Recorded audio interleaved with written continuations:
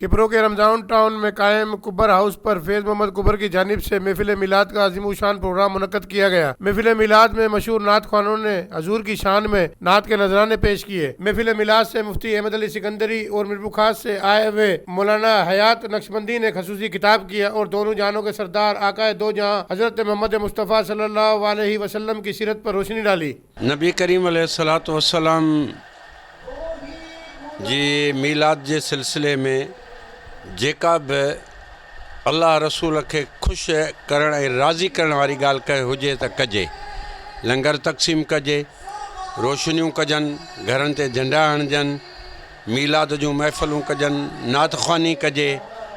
जेको बि अल्लाह जे रसूल सल्लल्लाहु अलैहि वसल्लम जो ज़िक्र ज़बान सां करे सघिजे उहो कजे। नबी साईं जो ज़िक्र ईमान जो बुनियादु आहे। हुज़ूर अलैहिस्सलातु वस्सलाम जी अज़मत जो बयानु असांजे ईमान जो मरकज़ी नुक़्तो आहे ऐं इहो इंशा अल्लाह ताला असां अहले सुन्नत वल जमाअत जे नसीब में लिखी छॾियो आहे जो असां अल्लाह जे रसूल सल्लल्लाहु अलैहि वसल्लम जी मीलाद जे बहाने सां नबी साईं जे पैगाम खे आम कयूं था। नबी साईं जो पैगाम अमन, सलामती ऐं इंसान ज़ात जे एहतराम जो आहे ऐं अल्लाह ताला असांखे उन ते अमल जी तौफ़ीक़ अता फ़रमाए।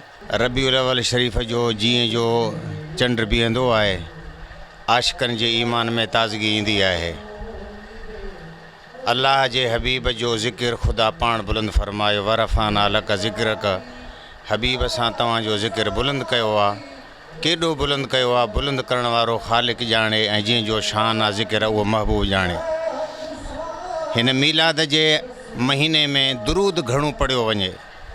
दुरूद पाक जे बरकतनि फ़ज़ीलतनि जे बारे में तमामु घणो कुझु आहे जेको हिन महीने में दुरूद पढ़ंदो आहे, नवाफ़िल पढ़ंदो आहे, नबी पाक सल्लल्लाहु अलैहि वसल्लम जे दरबार में हदीयतनि तोहफ़तनि पेश कंदो आहे।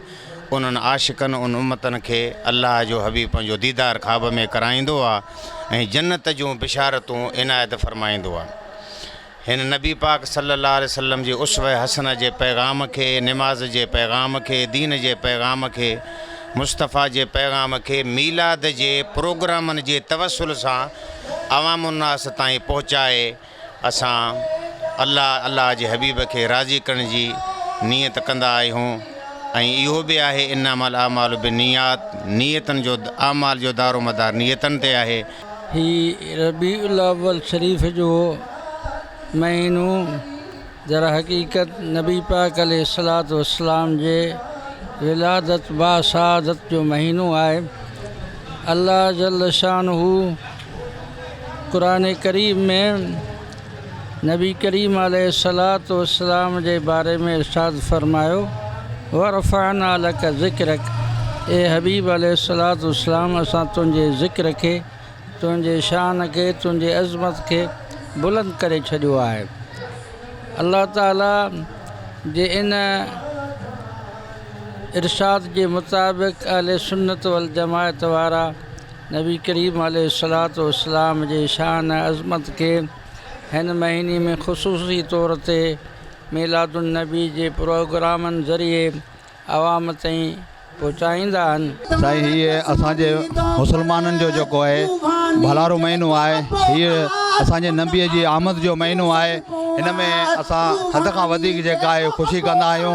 अॼु जेको हीउ प्रोग्राम आहे फैज़ मोहम्मद वारनि रखियो आहे ईद मीलादुन जे नबी जो, हिन में मीरपुर ख़ासि खां सुठा आलिम आया आहिनि, नात खवां आहिनि, अल्हम्दुलिल्लाह तमामु जेको असां खां नबीअ जे महीने में जेका बि असां खां थी सघे थो असां पेश कयूं। अल्लाह जी ज़ात क़बूल करण वारी आहे। शुक्र अल्हम्दुलिल्लाह, ये साल में वरी हिकु दफ़ो असांखे मौक़ो मिलो, इंशाअल्लाह ताला आईंदे बि इंशाअल्लाह ताला हर साल मल्हाईंदा रहंदासीं। असां मीलाद जी कई आहे। हिन महीने में असांजा आका करीम सल्लल्लाहु अलैहि वसल्लम आया, हिन भलारे महीने में आया। जीअं त असां हिन महीने खे ईद जो ॾियारो सम्झंदा आहियूं, असां ईद खां वधीक ॾियारो सम्झंदा आहियूं। हिन में मदीने जो मीर आयो ऐं असांखे अॼु ॾाढी ख़ुशी थी।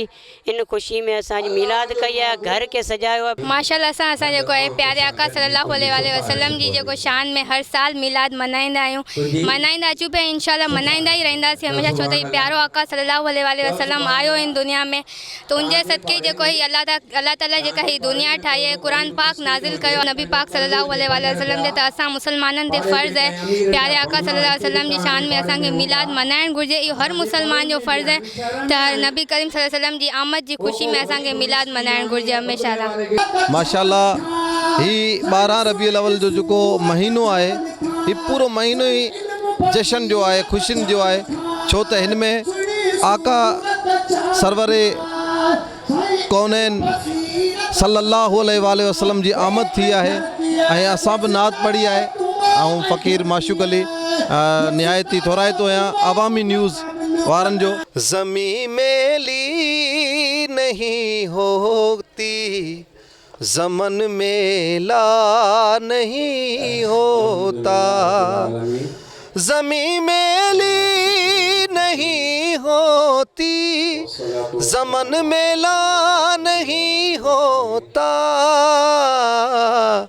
मोहम्मद के ग़ुलामों का कफन मेला नहीं होता। इस मौके पर फ़कीर नूर मोहम्मद कुबर, फ़कीर फैज़ मोहम्मद कुबर, रियाज कुबर, मोहम्मद फयाज कुबर, हाफिज़ मोहम्मद कासम राजड़, मुफ्ती उमेद अली सिकंदरी, हाशम कुबर समेत आशिकान रसूल की बड़ी तादाद महफिल मिलाद में मौजूद थी। इस मौके पर कुबर हाउस को खूबसूरत बरकी कुमकुमों से सजाया गया था। कैमरामैन फजल मरानी के साथ अब्दुल रज़ाक राजपूत, अवामी न्यूज़ किप्रो। मज़ीद ख़बरनि ऐं तफ़सीलात लाइ विज़िट कयो असांजी वेबसाइट www.awamiNewsHD.com ऐं ॾिसंदा रहो अवामी न्यूज़ HD।